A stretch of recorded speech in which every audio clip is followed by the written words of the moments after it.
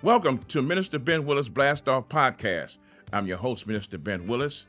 And before I get started, I would like you to subscribe to my channel. Press the like button, leave a comment, share. Today, though, is a very, very good show that it's endeared to my heart. It's about my neighborhood, the neighborhood that I grew up in. And today's guest I have with me he's like a little brother to me. I mean, we grew up together. We grew up together, and he's doing great things right now. And we're going to go a little bit in depth about the community that we came up with. And I still want to let everybody know that the difference between a neighborhood and a community is a neighborhood is where you live. A community is where you invest in.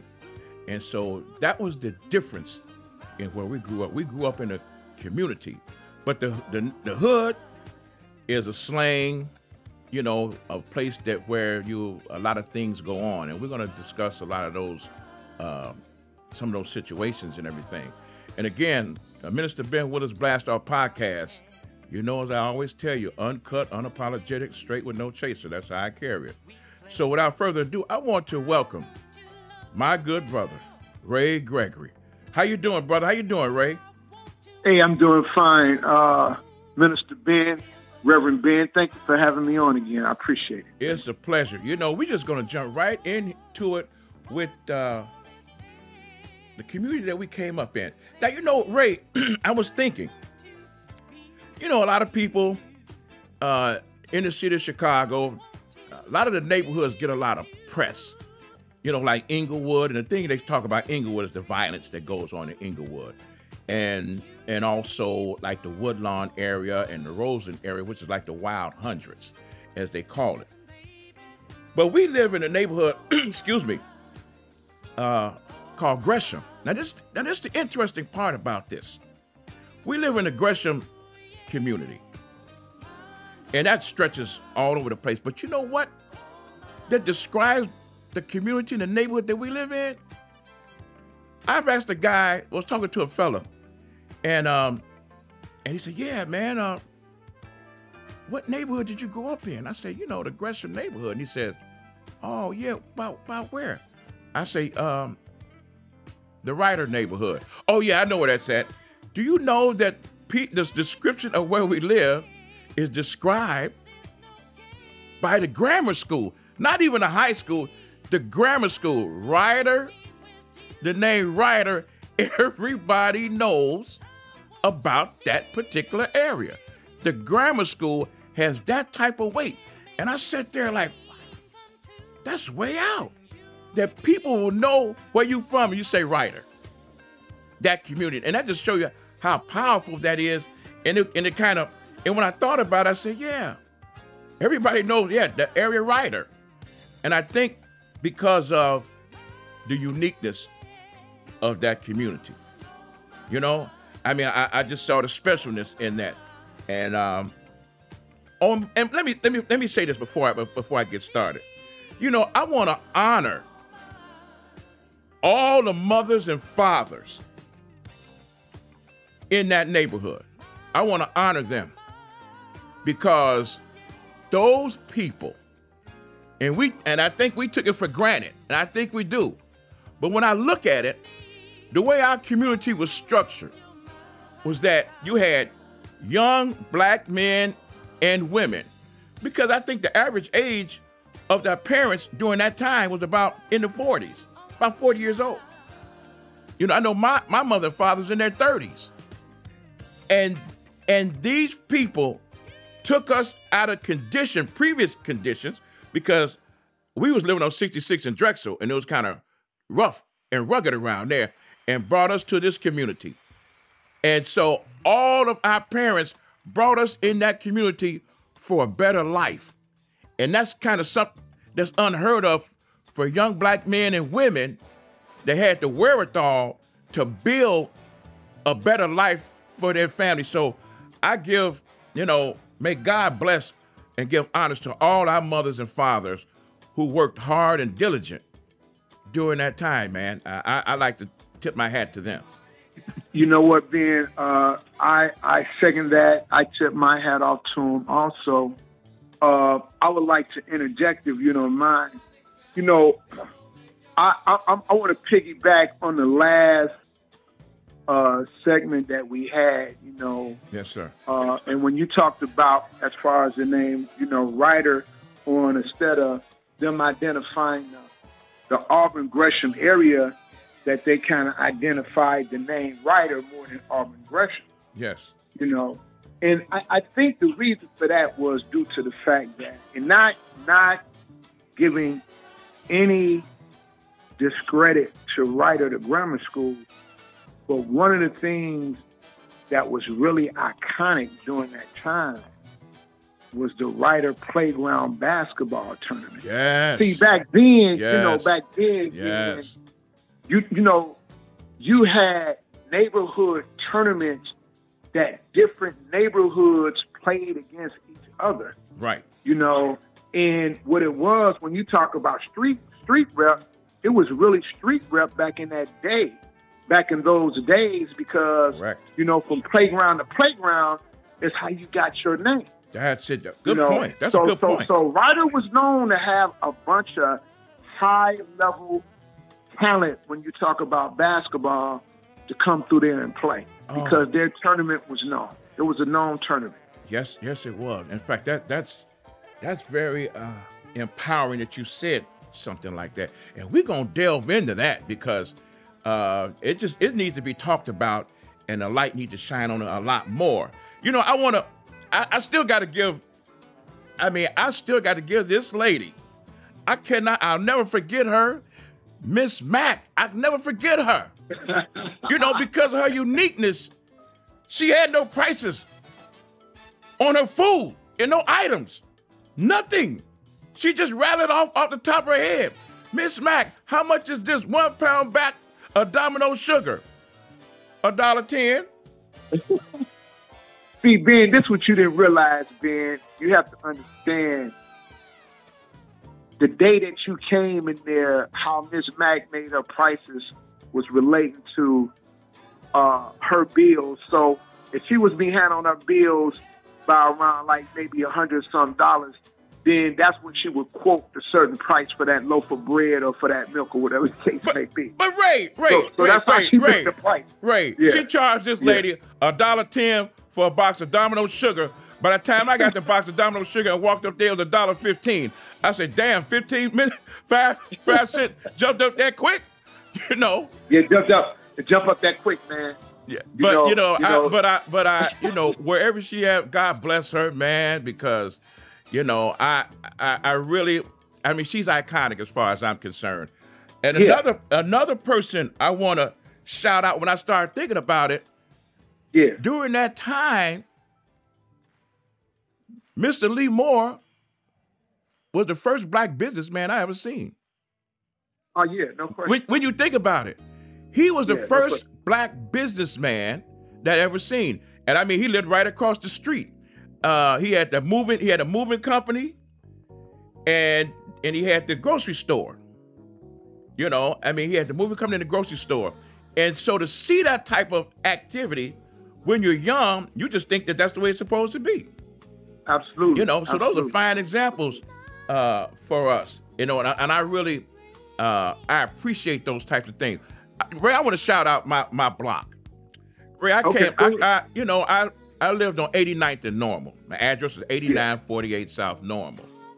And I want to shout out the people on my block, because the people that I'm talking about are people that added a piece to my puzzle as I'm growing up, because you're talking about when you're 8, 9, 10, 11, and 12, those are called the formidable years on building blocks in your life and foundations.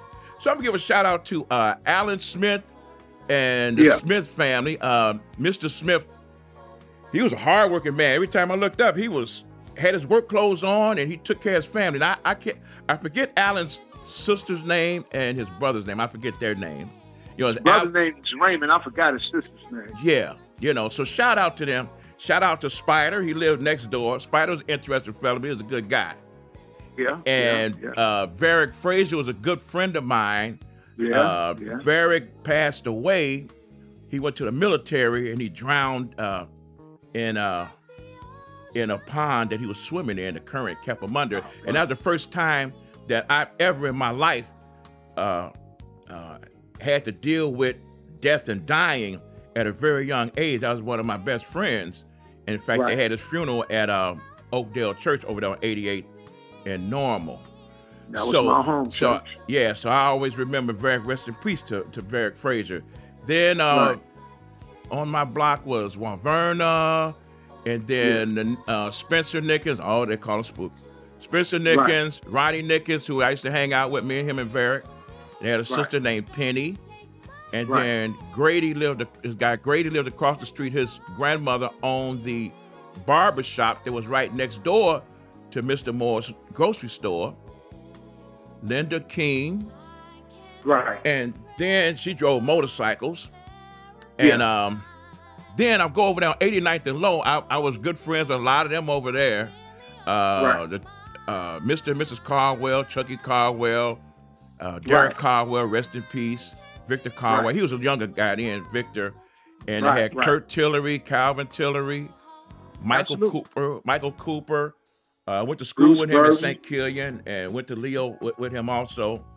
Skip Atkins. Skip, and Bud and Punchy, George and Benny. That's right. My good friend Charlie Kelly and the Kellys, Mr. and Mrs. Kelly, rest in peace. Will Bond, Ernest Kelly, Robert Lee, Charlie, of course, Christine Kelly, Annette Kelly, and Lois Kelly. The whole Kelly clan. Yes. And they're my good friends, Bruce Burton, the McCaskies, his mother and father, Rosalind, rest in peace to her, beloved. And let me see, who else? Oh, Arlene Williams, Lathan Williams. They were kids then. Lathan and Renee Williams. They were kids then. Shout out to them and the Flakes that were on there. And then I got to go on Union. My good friend Derek Miller, the Millers. We still friends today. His sister Deborah Miller, Lynn Miller, Jackie Miller, Anita Miller, and Donna Miller. We're still friends now. They're like family. So, and then my boy Robert Taylor on your block on 89th and Normal. So these people had an impact on me growing up.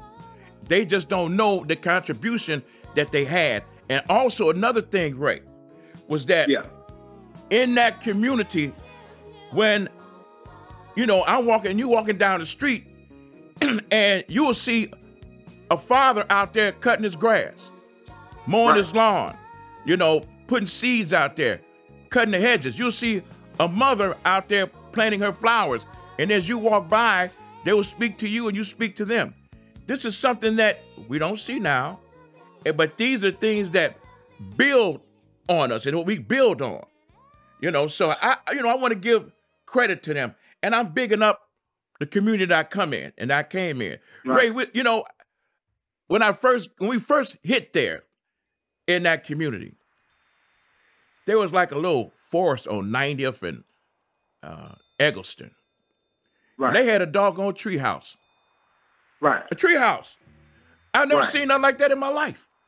Right. I seen it on TV. Right. But it was a tree house. Right. What about during the Christmas time, Ray? Talk about the carolers. Yeah, well, you know what, Ben, and I'm glad that you flipped that to me for a minute, because I came from the projects myself. When I moved over in that area, it was a serendipity moment for me because there were situations that I had no knowledge of. When you're talking about you grew up on Normal, I knew that as far as like on 88th and Normal, there was a gentleman that stayed right next to Lewis Fuller and them by the name of Mr. Stewart. Right. And during the Christmas time, he would be playing Christmas carols, on his loudspeaker. He had a I loudspeaker remember. on the top of his roof I remember. that would serenade the whole neighborhood. I know. So what it was, we didn't really realize this, was that technically he was serenading our minds to get us into the Christmas spirit. Yeah. And we wouldn't even, we really wasn't even aware of that. No. Because what was happening was it was subliminal as far as the music that he was playing, Silent Night. Correct.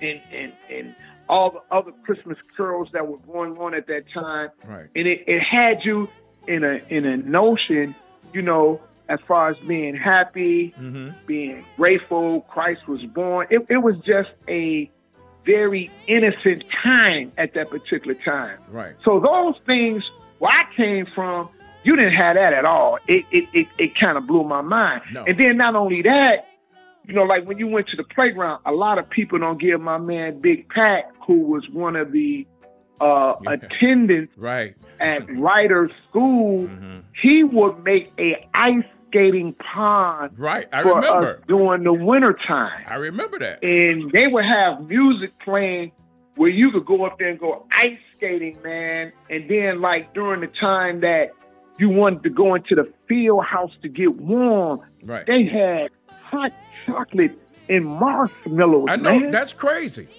I felt like, you know, check this out, man. I never encountered anything like this at all I before. know. The only time that I witnessed something like this is when I was sitting at home watching Fraser Thomas Family Classic when they was talking about Charles Dickens caroling and story during Christmas time. Right. So for a black community to have something like that at that particular time was totally unheard of. And then we had carolers that would go through the street and walk down the street from block to block. Correct. Singing Christmas carols, man, that you would come outside and open your door that would just get you into the Christmas spirit.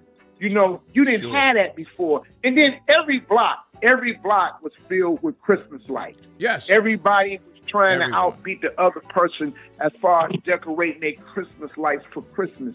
So it was just a festive moment, and everybody would speak to one another. Yes. Like you said at the beginning of the show, the investment, not just in the hood as far as from the business, the investment was us with people. We were invested with one another. Yes. That's what made it so real. We had invested in one another, Ben, and that's what made it real, bro. You know, because, and I think we took it as elders now, because we're elders now. If we sit back and actually think about it, we kind of took that for granted. But that was our foundation, you know, because we got to, like I said, the credit goes to our mothers and fathers, where they had that kind of insight to empower us, to instill that in us. And we did, because let me say something, Ray. Yeah, go ahead. The people in our neighborhood, all of us were good-looking people. They were good-looking people. I'm talking about the young, all the guys and the young girls. We were all good-looking people, and this is where I'm going with this. And I mean good-looking people when whatever's inside of you comes out, and it shows on the outside of your being. You know, you ever seen a person and you look at them, you say, boy, that dude must have had a bad life. Or you see that woman say, boy, she must have had a bad life. Because internally they did have a bad life. And then it shows on the outside. Even children that grow up in tough situations. You see those little children, you say, boy, they had a tough life because of the way they look. We didn't look like that. None of us looked like that. We all were, you know, I mean, we look like shiny pennies. Get up, go to school, come back and do your homework and go play. And that's all we had to worry about. All our fathers went out and went to work. Our mothers worked or took care of the house. I mean, wasn't no fathers hanging on no corner.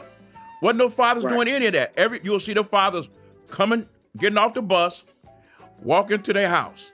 And that's what we saw. And these were young men and women running families. So it was a real big thing for me.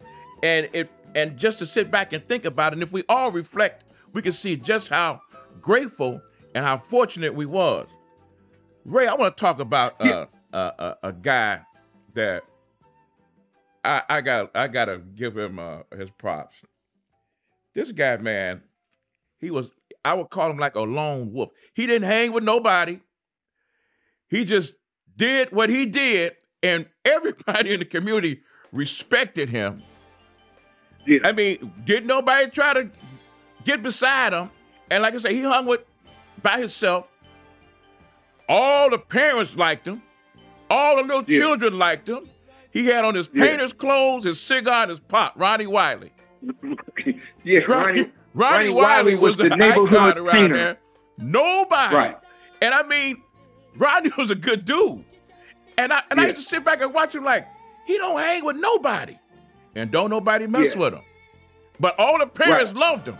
Ronnie. And he painted our house. Ronnie was the neighborhood painter. He painted everybody's house. Yeah. And therefore, he got not just as far as him getting to know you, but he got to know your parents and everybody in your home. So Ronnie was definitely a known individual. We had characters in the neighborhood. Man, he was definitely a known individual at that time. You're absolutely right about that. Yeah. You know, and you're right. Nobody messed with him because they knew he was crazy. Yeah. So therefore, you know, he had a reputation. He had a reputation that preceded him. That definitely preceded him without a question. Nobody messed with Ronnie. And I like Ronnie Wiley, man. And like I say, I mean, the community loved him. The parents loved Ronnie Wiley, and the children. And they would run for his attention, and he would give it to them. And I mean, I sat there and just watched. I said, man, dude, I said, he had the ultimate respect. Shout out to Ronnie Wiley. If he, you know. Hey, Ben, but I want to interject something, man, because you said something and I didn't get a chance to piggyback on what you said. If you don't mind, I don't want to be rude or anything. No, like go ahead. Go ahead. When you was talking about as far as the the neighborhood, and you were saying that the parents in the neighborhood, I want to emphasize on that for a minute. Good, great. Because times are definitely different now than they was then. Yeah. See, back then, our neighborhood was middle class, black income families. Yes. Okay. Yes. Middle class. Yes. Black income families. Right. Okay. So therefore, when you look at the mean, and when I say the mean is as far as the average ratio of salary that a couple were bringing in at that time in that particular area, probably at the max, may have been anywhere from $40,000 to $50,000. Wow. Okay. Man. At the max. Right. Okay. And some was less than that. Yeah. Okay. Yeah. Mm-hmm. Okay. Some was less than that, but I'm saying at the max. Right. Okay. So back then, on the ratio of being a middle class black, if you was anywhere from $20,000, $30,000 to $40,000, you was doing good. You're doing great back then. Right. Okay. You were doing really, really good. Right. Okay. And so then you had a lot of opportunities back then. See, technology has really came in and destroyed the status of the middle class period, because back then you had all kind of opportunities as far as factories, carpenters, bricklayers. You could get all kind of. It was real easy to find a job back in those days. Right. Today, it's very, very difficult, because technology is really moving the humans and the individuals out. So therefore, when you say that, our parents, they had the fortitude of being able to identify an area for us to raise their kid. Yes. They just wanted to find an area that they felt that was not volatile. Right. Okay. Right. And they wanted to find an area that they felt was a pretty decent school system. Yes. Being a black community, you're not going to get no A1 school system. Let's be for real with it. Right. We'd be lying to ourselves if we say anything different. You're correct. Okay. You're correct. And they felt that if they could get as far as a non-volatile community as far as violence was concerned, yes, in a medium range community where you can get a medium range education for your kids, then they felt that they were doing good. And they actually were doing good because coming from the projects, you were on the low poverty area. Sure. Okay. Correct. You was at the lowest poverty area as far as it was to be. So therefore, you got the worst education, you got the worst housing, you got the worst health care, you got the worst of everything. Of everything. Okay. So therefore, in our community, in moving to a community such as Auburn Gresham, Ryder, as we said, it was homeowners, okay? It was a whole different type of outlook that our parents tried to instill in us to say, hey, listen, I was able to save our money to put you guys in a situation where you could do well. Now I'm expecting for you guys to do well, and then you move on to move your family into a better situation, because that's what it's all about. We're talking about generational wealth and generational education. Correct. Okay. Correct. I agree with you 100%. And we have to understand one thing is that our parents gave us all that they can give us. Definitely. They took it to the hill. Yes. It was up to us to take it further than that. I remember, man, when I was in college, and my professor said something, man, that sticks with me to this day. Yes. Okay, is that if the student does not become better than the teacher, then the teacher was no good in the first place. Exactly. You know, okay. Exactly. So our parents provided a foundation. They were the teachers. Yes. Okay. It was up to us to build on the foundation that they made and provided for us so that we could move on and carry on their legacy. Sure. Because we're carrying on their legacy. We got their name. We're carrying on their legacy. That's right. And that's what it's all about. It's generational. It's generational wealth. Yeah. Okay. Their example. So I just wanted to. That was excellent, man. That was very, very powerful and very insightful. Thank you. Their instructions were paramount. Yeah. I mean, the structure that they gave. Listen, remember, if you went over one of your friends' house at a certain time, they'll tell you, say, well, you ring the doorbell, is so-and-so here, can he come outside? Well, he's here eating dinner right now. That's right. You want to come in and have some too? I mean, that was dinner time. Mom prepared the meal and everybody come in and eat dinner. I mean, even when you get up in the morning on a Saturday, you wasn't getting up and just go outside. You had to cut grass. You had to do whatever would need to be done. You had chores to do. Yeah. And once you did that, then you could come out. I mean, and that's all over that community.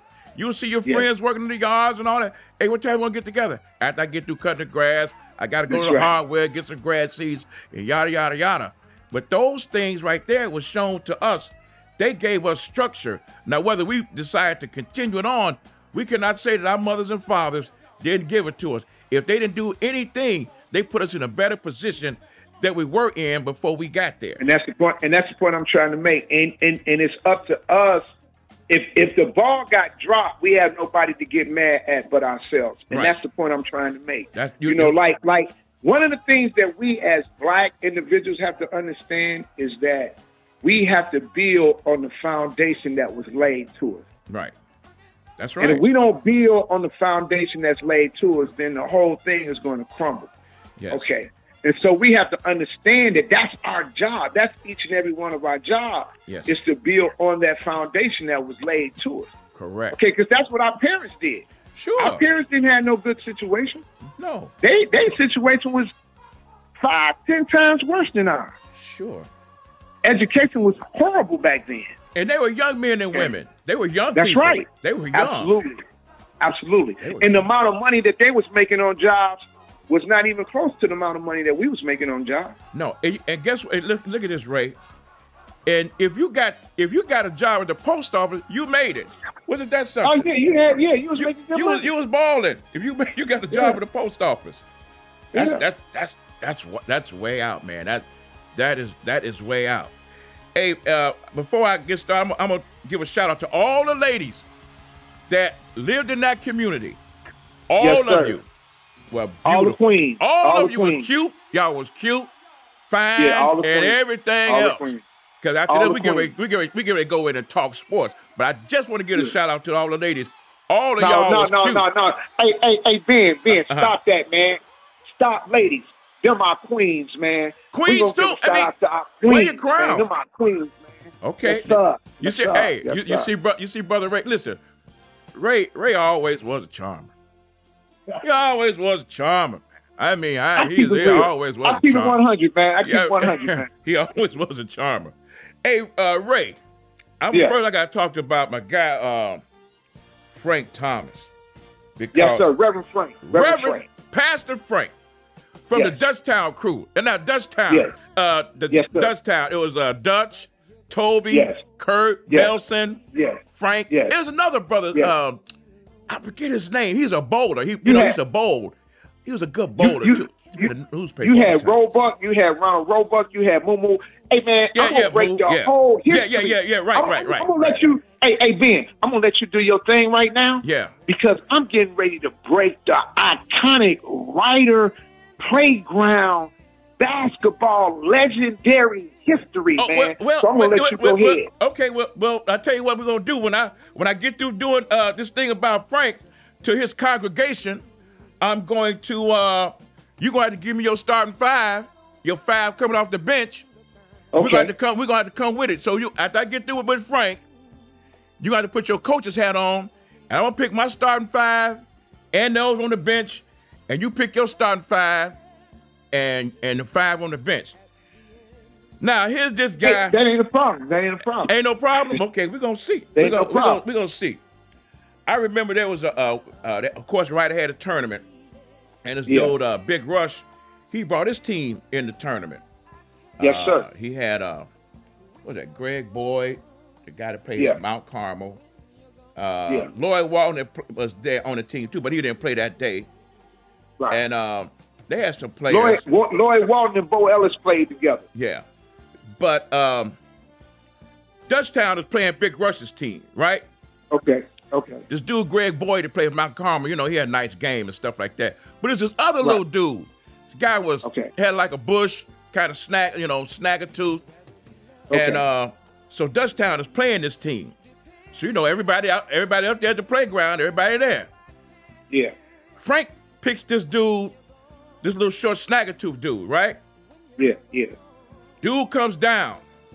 He loses the ball. Frank dug in. He loses the ball. Frank reached for it. He reached behind his back and pull up from 30 and shoot. Bang. It goes in. So okay, ain't no big deal. The dude lucky or just took a lucky shot or something like that. Whatever. And I like Frank. Frank was a good dude, a real good dude. And when they said he was a pastor, it's becoming that he would be. And I believe that he's a very good pastor. But again, like I say, Frank, your congregation, I'm getting ready to spill the beans about you out there that day. So Frank comes back down, dude gets the ball, and he's bringing the ball up. Now he's patting on Frank. He's patting on Frank now. Ba. Frank reaches, he breaks Frank's ankle. Frank stumbles. Dude stops and waits for him. Yeah. He wait for him. I say, nah, dude ain't gonna break my ankles and then stand there. Look, I might have to knock this dude down or something like that. Right. He pulls up, block. Okay, make a long story short, because I'm gonna fast forward this. Yeah. This dude undressed Frank so damn bad. Yeah. Frank might as well have been a stripper. Oh, no. He dogged Frank out bad. Listen, Frank is on his highlights. Like ESPN, that's Frank on there. He tore Frank up, man. This dude was firing him. I said, I never seen a dude shoot like that. This dude was like Steph Curry before Steph Curry.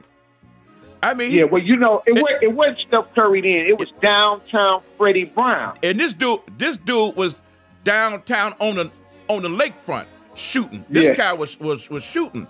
So, make a long story short, finally found out that this guy named Lamar Mundane is one of the greatest shooters in the city of Chicago. Yes. Make it rain. Yes. He gave it to Frank so bad. Wait a minute. Come on, man. Ray. He was a pro. Ray. Yeah. The game is over with, right? Yeah. Frank is walking to the water fountain because all eyes is on Frank. You know, they gonna grill you, man, on the sidelines. You know, all eyes is on Frank. Frank walks to the water fountain, looks at the water fountain, and turn back away. That's how bewildered he was. Yeah. And then look, wait a minute. So Frank walked back. Nelson and Toby and them patting Frank on the back, and I'm like, come on, man, y'all pat Frank on the back. He of did a long day. It was a good job. It was a good effort. It was a good effort, Frank. But Dutchtown, they lost by 20. But it was so bad on Frank. Now, let me say this here. Now. Like, again, Frank is a good guy. He's a pastor. And Frank got out there, and he had a whole lot of faith that he could stop Lamar Mundane. But Lamar Mundane had a lot of faith, too, that he could drop 30 on Frank. And he did. And, you know, and Frank, these are jokes, but you did good, and you're a good guy. But I'll never forget that. And that was my introduction to Lamar Mundane being stuck by Frank Thomas. But let me say this though. In Frank's defense. Okay, let me see you. Let's see you can do that. Go ahead. Okay, because to me, Frank was a hell of a ball player. But you got to understand, Mundane was a pro. Okay, back then, you didn't have no guy that was not a pro that did a national basketball commercial. Yeah. Mundane did a national basketball. Right. Danny Ainge was here in Chicago. Right. Was over at Malcolm X College, seeing this boy shooting. Right. And saying, hey, man, I want to put you in my commercial. Yeah. Okay. Right. That just go to show you how talented this kid was at that time. Yeah. Mundane was the truth. But I'm gonna tell you about Mundane. I'm gonna tell you a little ain't got secret. nothing to be embarrassed about on that one. Yep. No, I'm gonna tell you a little secret though about this, about Lamar Mundane, because he could shoot so well. Because he had a picture of Frank in his shoe. So every time you saw that picture of Frank, it was automatic. That's just jokes. I'm just messing with Frank. Okay. I know you messing with him. Right. But I love Frank. I love the Dutchtown guys, man. Them some good guys, but I like them. And Frank, continue doing the good job that you're doing because you are a good man. Okay, Ray, I need your starting five. Yeah. I need your starting five, and I'm gonna give you my starting five. So we're talking straight, just writer, just writer. Period. Give me your starting five. So I got to go first, man. Oh, you want me to go? Okay. Yeah, I want you to go first. Okay, yeah. I go. Let me see. Okay, my backcourt is Dennis Davis. Yeah. John Baptist. You took two of my guys. It's okay. Well, there's a whole lot.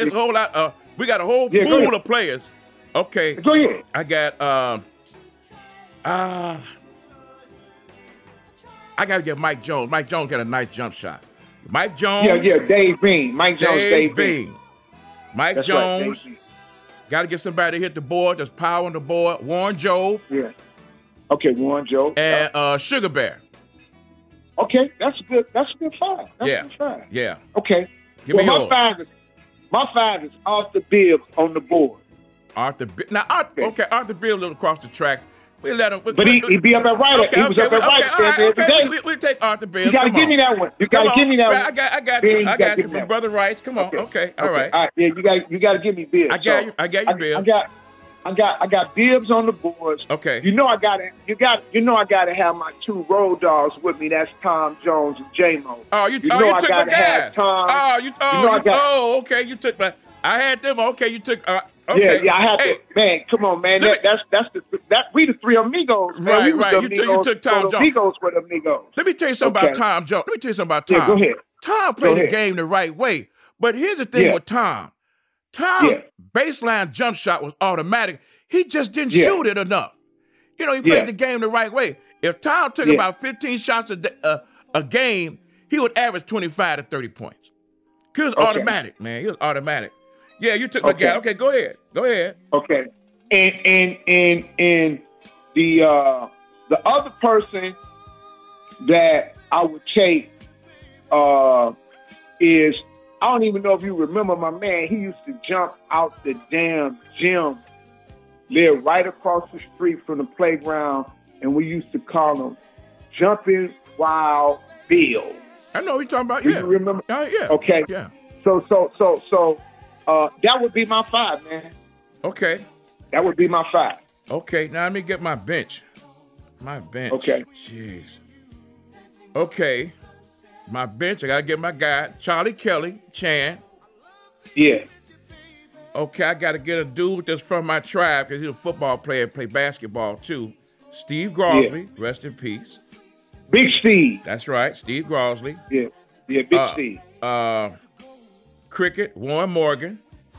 See, you stole another one of mine. Okay, that's cool. Let's see. Tutu. I'm gonna get Tutu to shoot the set shot. Yeah, Tutu. Yep. Tutu. Dangerous Tutu. And I'm gonna get the. I gotta go to the Catholic League. I'm gonna get the left-handed assassin, Roger Boyd.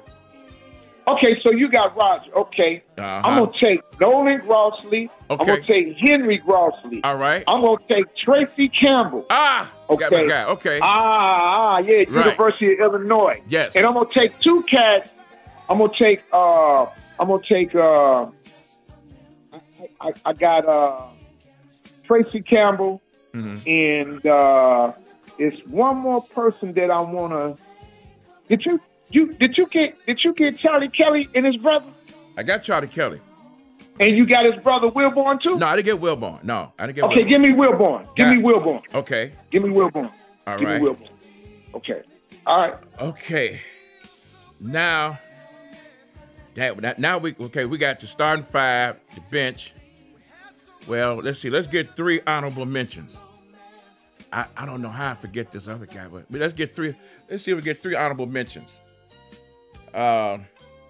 That's gonna be kind of crazy. Honorable mentions. Come on, okay. I'm gonna get 3 honorable mentions. Go ahead. I gotta get my man. I'm gonna give you 4. I'm gonna give you 4 honorable mentions. 4, okay. Because it's hard. It's hard. What we doing is hard. You know. I know. You know we gonna have. I know. You know? Right? Because we, like we leaving somebody off. Yeah. This is this just that's how tight the competition is. Yeah. Right. I'm gonna take Dingy Daniel Thompson. I'm taking him. Okay. I'm taking Mac Falls. Mac Falls. Donnell Peterson. I forgot all about Donnell Peterson and Marty Bowman. I'm taking those 4. That's some good. That's good, man. Yeah, in fact. If I look at my starting 5 and the 5 on the bench and honorable mentions, they're interchangeable. Yeah, my same thing with me. My second group could start too. Right. My list is interchangeable too. So I agree with you on that. Okay, so man, you got man. But look what you got. You took guys I had. Yeah, but I forgot all about Donnell Peterson. Okay, give me Lewis Fuller. Oh man, forgot about Lewis. Yeah. Yeah. I'm gonna take Lewis Fuller. You already took Sugar Bear. Right. Give me.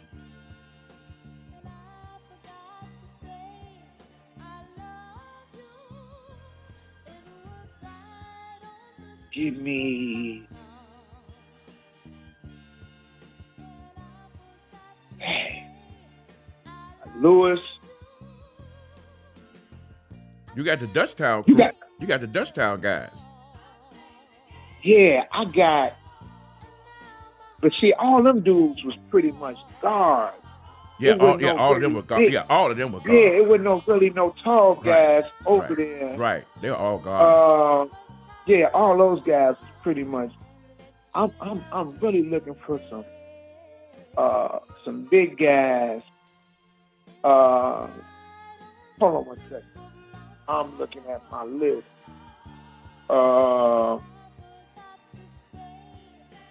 Okay, I got Lewis Fuller. I'm gonna take Ulysses Martin. Oh, and I'm gonna take Joe Shannon. Joe Shannon. Okay. Okay. So Joe Shannon around 6'8". Right. Yeah. You know, I mean, look. First off, those people that we named. Yes, sir. I would pit all those people that we named against anybody in the city of Chicago. Now, let me say this about Chicago basketball. Yeah. Chicago has produced more professional basketball players than any city in the world. No problem. Don't take my word for it. You can do the research. Go Google it or whatever. They produce more professional basketball players than any city in the world. Now, I say that to say this. I would pit the names of these people that we got on our list against any players in this coming out the city of Chicago. I would pit them against anybody. Period. No, you got a group of talented. Yeah, you got a group of talented guys, man. I would pit them against anybody in the city. I'll pit them against anybody in the city. Guys. Yeah, it'll be a you problem. Got a group of talented guys. Yeah, you got a group of talented guys. So now that we didn't pick that, man, if you will allow me, if you would give me the privilege of breaking down the historical history of Ryder iconic basketball. Break it down. Playground program. Break it down. You, Ben. Break it down. Thank you, Reverend Ben. I appreciate that. Break it down. So Ben, we're gonna go on this journey right quick. That's right. And this journey is back. Let's go back to 1962, 1963, 64, 65. Let's do it. And this is when it was pretty much right over there. At this time, you had Hirschman. Shout out to Mr. Hirschman. Shout out to him, man. Shout out to Mr. Hirschman. We're going to give a shout out to Mr. Hirschman. Because Mr. Hirschman is the person that kicked the whole thing off. Yes. As far as the Ryder Playground Tournament. Yes. Hirsch was the person that kicked it off. Right. Shout out to him. That was Dennis and them groups. So we're going to call them guys, we're going to call Dennis and them the originals, the triple OGs. That's what triple OGs, the pioneers. They are the ones. The pioneers, right. They're the pioneers. So we're looking at, and I want to say this, I want to throw this disclaimer out before I get started, because I know if I miss anybody, please don't get mad at me. I'm trying to do the best job that I have. This has been a very positive program today. Yes. So let's keep it positive. Don't really take it out on me if I forgot you. Please don't do that, because I'm trying to get everybody that I possibly can get, because there's just so much talent that came through this area. I know I might miss some people, but it's no disrespect to you at all. No, it's not on purpose. No disrespect. Yeah. Not at all. So you got Dennis Davis. Yeah. Hank Davis, which was brother. Right. John the Baptist. Right. Sugar Bear. Yes. Warren Morgan, Cricket. Yep. Lenny Boy, Tutu. Right. Roger Boyd. Yes. Calvin Tillery. Yeah. DeWitt Dawkins. Joe. Yeah. Donald Lovely. Yes. Joe Shannon. Mike Jones, who you picked. Dave Bean. That's right. Big Steve Rossley. Yes. Birdman, who stayed on 88 and low. Right. Yeah. Warren Morgan, Cricket. Michael Powell. Right. Michael and Ronnie Dawson. Right. Charles Kelly, Wilborn Kelly. Yes. Go ahead. Fred. Francis Donahue. Yes. Hard Jumping Wild Bill. Right. Al Pope. Matt Balls. So you had a whole bunch of individuals that really originated that tournament in that area. And this is what I want to say. Those the guys, and this is what I want to let everybody know, especially anybody that's listening to this that played ball at Ryder. We got to give homage to those guys. One thing that you got to give respect for is that they opened the door for us. Every generation serves another generation. Yeah. It's not about who was the best. Right. It's about us giving respect to those guys that came before us, and those guys were the guys that opened the door for us.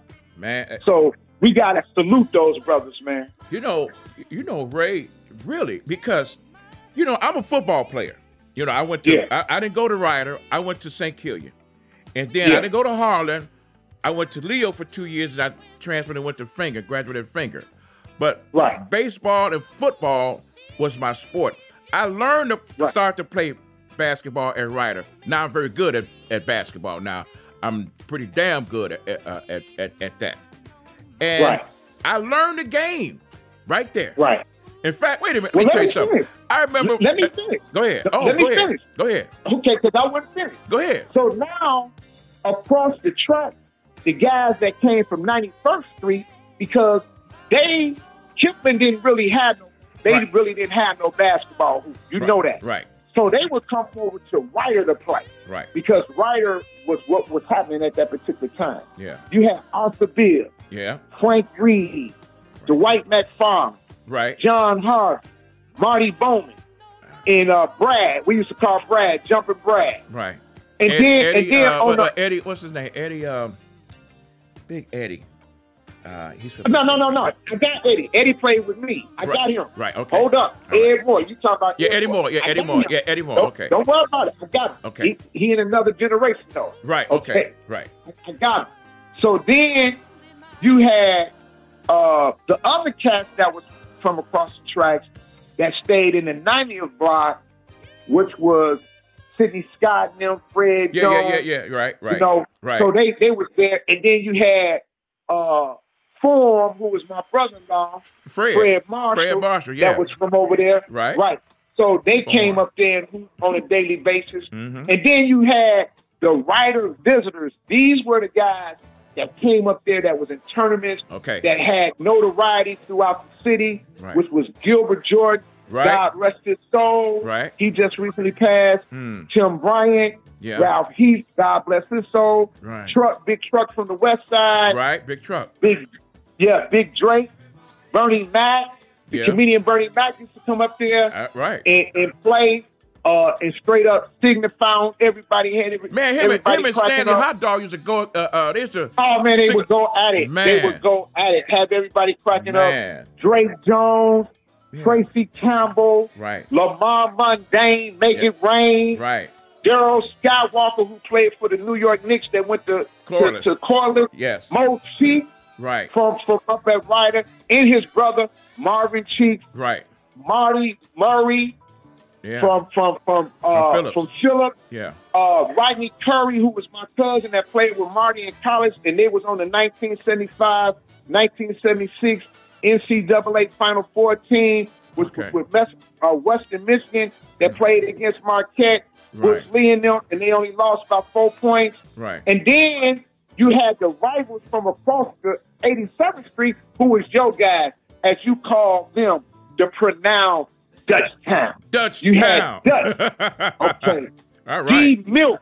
Right. Big D Milk. Give it out. D Milk. Right. What up, dog? What up, dog? Right. Yeah. East Side. Right. Moo. Damn. Randy. Magic McGee. I forgot some of those names, man. God rest Tobe is gone. Donnell Peterson. Pete, God rest his soul. Yeah. He's no longer with us. You had Fed. Fed was a unique individual. I dug Fed. Fed's name was Fed Brooks. We used to call him Fed Superfly Brooks. Fed was a bus driver by day, and he was a pimp by night. Right. Fed had a Superfly that he looked so much like Ron O'Neal. Right. Never wanted to play because he didn't want to sweat out his perm. He was set the but perm he was stand on the side. He would stand on the side of the gate and would critique everybody's game. So you can't go without acknowledging him as far as being a writer, faith. Paul and Nelson, Reverend Frank. Doran Saver, Ronnie Roebuck, Ron Roebuck, Big Pope, Big Pope, Big Mac Falls, Juggy, Charles Daniels, and Charles Daniels, That's right. We forgot all about Charles, picking Charles Daniels on our style side because Charles could go. Man. And you know what? That 87th Street, across 87th Street, which really was 86, Right. and us 87, that was a strong rivalry. I'm talking about it was a straight up rivalry, man. Yes, it was. It was like the Packers and the Bears, man. When they walked across 87th Street, it was on. Yes, sir. Yes, sir. It was on. It was on. So now I'm coming to you with the home team. The home team is us, right. 87. Right. Okay, you, Reverend Ben. Okay, and I want to give acknowledgement now to Mr. Jacob Cooper. Yeah. We got to give it. Take our hats off to Jacob Cooper. Right, because he did a great job. Coop was a gym teacher, right, as well as the playground instructor. Exactly. And he was the first black instructor that we got. That's right. That's right. He did a great job. He was a great impact on my life, man. Yes. My father passed when I was very young, and I looked up to Coop, and Coop instilled a whole lot of manhood into me as far as me becoming a man, and I really appreciate him. Love the brother. Yeah. God bless his soul. Yes. But let's get into it. Riley Tubb, Tom Jones, better known as Radar. That's right. Lewis Fuller. Yes. Ronnie Bell. Yeah. James Perkins. J-Mo. Right. Drag. Melvin Tillman. Reverend Ben. Yeah. Ulysses. Yeah, Ulysses is okay. back. Oh, yeah, Ulysses was back. Better known as Uli. LT. Larry Taylor. Right. Greg Pratt. Yeah. Dollar Bill Herb Smith. That's right. Form Fred Marshall. Fred Marshall. Matt Butler. Yeah. Hot Dog. Nolan Grossley. Yeah. Henry Grossley. Henry has a new name. He don't like you to call him Henry. No disrespect, Henry. Dr. Ilya. Dr. Ilya. Okay. All right. Dr. Ilya. Honest them to boys, him. them Grossley boys can play. Okay. Jerome. Jerome in another category. Oh, yeah, that's right. He another. Right. He was a Grossley boy that could play. He in another category. Right. So I got everybody in they category. Oh, that's good. Okay. Good job, man. That's good. Thank you. Melvin and Jeff Dillard. Yeah, right. Johnny. Yep. Johnny and Daniel Thompson. Right. Okay. Yeah. Alan Smith. Right. Larry Wilson and his brother Rodney Wilson. Right. Okay. Okay. Tyrone Pearson. Charles Price. Right. Dennis Gardner. Jerry Powell, who they call Country, and everybody knew this brother, Ray Magic Gregory. That means world renowned.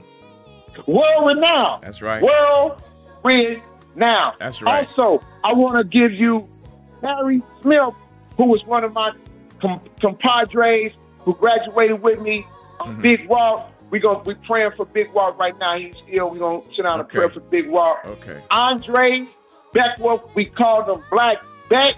Right. Marlo, I don't know if you remember. I remember Marlo. I remember him. Okay. Anthony Small. Iceman. Yeah. Marvin Boyd. Yeah. Coach George Gregory, that was my brother. Yeah. Lumberjack. And Daryl Hurt. And Spider. You got a Spider would come up there and play. Right. All right. So now we going to what you just asked about. We going to the next generation, the new kids on the floor. That's right. When we was coming up, those guys would be over there playing on the ABA court. On the small court, yeah, right over there. Right, and then they graduated and got to the big court. And when they got to the big court, they were ready. And I didn't know that, man. I was shocked when I seen it. These boys could play, man. Yeah, These boys could definitely play. You got Peter Huey, better known as Pete. Yeah. Kenny Swanigan, Swan. Yeah, Swanigan. Jerome Grossley, Raw. Right. Dale Parks and Mike Parks to go. Mike Fuller, Ferris Collins. Yes. Big P. Right. Eddie Bubbles. Ron Foster. Terry and Rashid Jones. Lathan. Right. Lamont Virgil. Yeah. Steve Jackson, known as Gaga. Right. Larry and Frank Smith.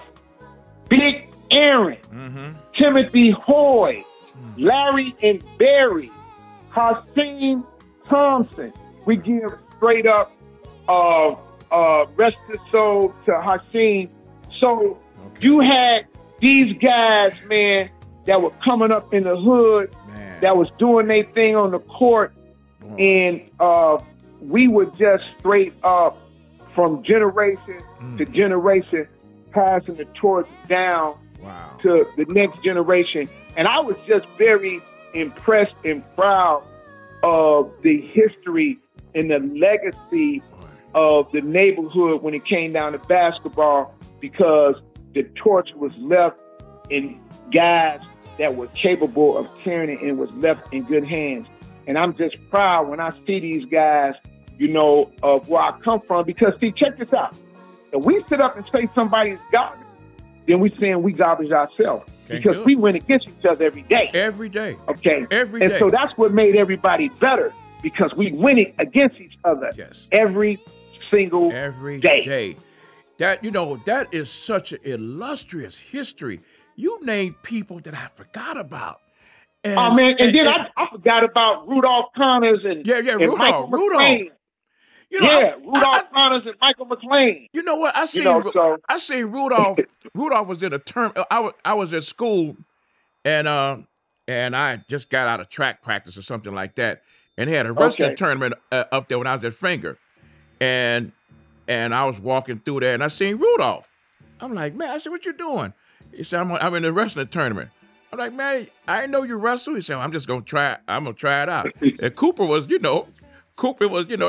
had the right to team up there. Right. And Rudolph was bodying people, man. He won his weight class. Rudolph was tough. And it was one more person I forgot, and I want to acknowledge this brother, because he came up with Pete and them, Ferris and all them guys. Right. My man, hard work, put hard work in. Yeah. I want to acknowledge hard work. Like I said, I might forget some guys. Right. Please don't hold it against me, because I'm just trying to do the best that I can do. But I tried to cover everybody that I knew that came up there involved. Yeah. Okay. I'm gonna get the people in my tribe, the football players, Michael Carter, Stanley Hare. It's a few others. I hope I'm not. I think Gregory Plack. Yeah, he Gregory went to Leo. Plack. I had left Leo when he got there. So it's just it's playing football too, man. Yeah, but y'all was basketball players. My thing started first in football, then I went on to basketball. And but the thing is, Ray, wow. I think next time we should try to see if we can come up with a Hall of Fame for those, because there's a lot of people. Hey, you know what, Ben? Hey, Ben, check this out. You said something that I've been talking to Tommy about. We got to do that, man. We got to do a Hall of Fame. With the pool of players and things that we got. This is being recorded. It'll be on YouTube. I want everybody to subscribe to my channel. Like and share and leave any comments. But I think, Ray, because I'm getting ready to go. What I think we should do is look through those pool of names. Let's try to form a committee and let's try to come up with a Hall of Fame. Let's do that. Let's give a star to all those fallen stars that's gone and no longer with us. Right? And those are they'll be honorary members of the Hall of Fame. Let's come up with a Hall of Fame and then try to get in contact with each nominee and each one who's made it to have them give some kind of speech, whether it be Zoom or on the podcast. I think about something. Let's try to do something like that, Ray. Let's do that. Let's do that. Brother, I just want to tell you this, man, before you go, man. Yes, sir. Thank you for allowing me the time to just come and just straight up reminisce with you, man, back in the good old days, man. Like when I come and talk to you on your podcast, man, the time just go by just so fast. It go by fast, man. Man, it goes by so fast, man. It's always enjoyable, Ben. Just thank you for allowing me. Yeah, because you didn't have to pick me. Man, come on, man. We go back like stocking caps and waves. I appreciate that's what we do, man. And the thing is that just the rich history that we come from, man. I can never forget that. And this is a very, very important podcast to me, and it's personal. It's not business. This is personal, and this is stuff that I stand on the shoulders of, man. It started with our parents. God, if those who have their parents, to continue to hug them and continue to honor them, and those who have gone on to glory, God bless their souls. And Ray, I want to thank you and take care of your family, and I look to talk to you soon. And this is Minister Ben Willis Blast Off Podcast. See you soon.